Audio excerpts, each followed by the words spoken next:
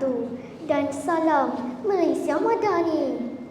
Yang dihormati Puan Pengerusi Majlis, barisan panel hakim yang bijaksana, para guru serta rakan-rakan yang saya hormati. Pernahkah kita terfikir apakah banjir yang paling dahsyat dalam kehidupan? Adakah banjir yang mengelamkan rumah, memusnahkan harta benda dan menghanyutkan segala-galanya? Atau banjir air mata seorang ibu yang menangguh rindu terhadap anak-anaknya? Hari ini saya, Nur Hafia binti Muhammad Akib, akan membawa hadirin menghayati sebuah kisah yang begitu menyentuh jiwa, bertajuk Banjir di Mata Emak. Kisah ini bermula dengan seorang wanita yang dikenali sebagai Amira. Pada suatu hari, beliau ingin menghubungi rakannya melalui telefon. Namun, tanpa disedari, nombor yang didail tersalah. Di hujung talian, kedengaran suara seorang wanita tua yang begitu gembira. "Nana, akhirnya kamu telefon emak juga." Wanita tua itu ialah Mak Piah. Beliau menyangka pemanggil tersebut ialah anak bongsunya yang sekian lama tidak menghubunginya. Dengan suara yang perlahan tetapi penuh kasih sayang, Mak Piah mula bercerita. Kampungnya sedang dilanda banjir besar. Dia telah kehabisan bekalan makanan. Bekalan elektrik terputus. Jiran-jiran pula telah dipindahkan ke pusat pemindahan sementara. Namun, Mak Piah tetap memilih untuk tinggal di rumahnya. Mengapa? Kerana beliau berharap kalau anak-anaknya pulang mencarinya. Betapa luluhnya hati seorang ibu apabila sanggup menunggu anak-anaknya dalam keadaan susah dan bahaya. Amira cuba menjelaskan bahawa beliau bukan Nana. Namun, talian terputus begitu sahaja. Walaupun perbualan itu singkat, kata-kata Mak Piah terus bermain di fikirannya. Bagaimana keadaan ibu tua itu sekarang?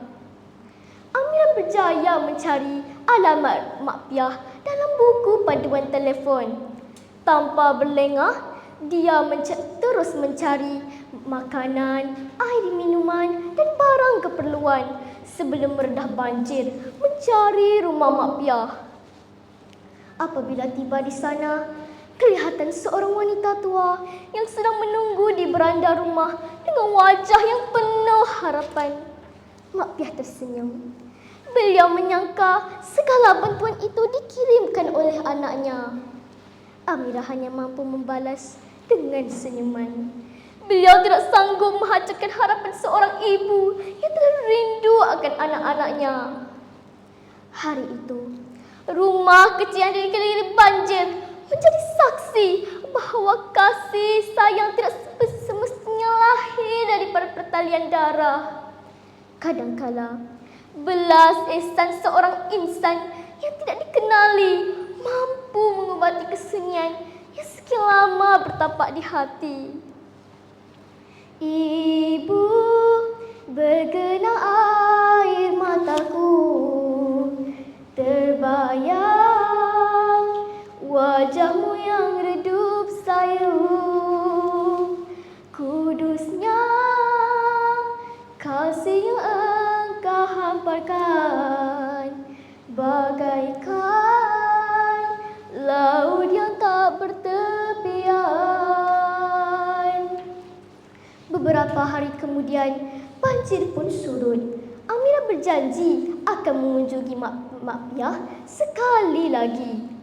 Namun, Amira telah diserang demam selama 5 hari.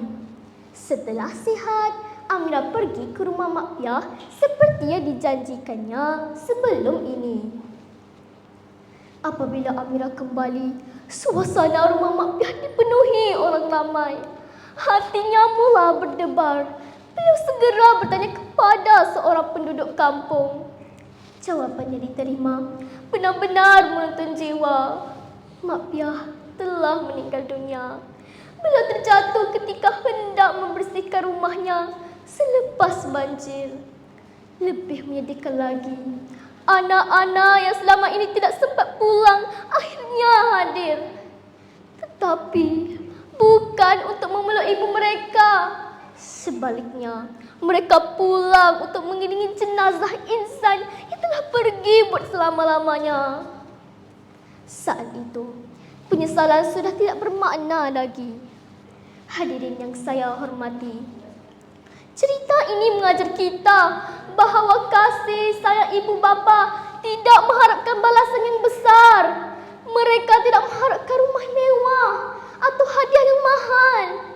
Mereka cuma mengharapkan secebis masa dan anak-anak tidak melupakan mereka. Daripada kisah ini, kita belajar bahawa kita hendaklah menghargai ibu bapa selagi mereka masih ada, agar tidak menyesal di kemudian hari. Dan Tuhanmu telah memerintahkan supaya kamu jangan menyembah selain Dia. Dan hendaklah kamu berbuat baik kepada ibu bapamu dengan sebaik-baiknya. Surah Al-Isra ayat 23. Hadirin yang dihormati, air banjir pasti akan surut apabila mentari kembali bersinar.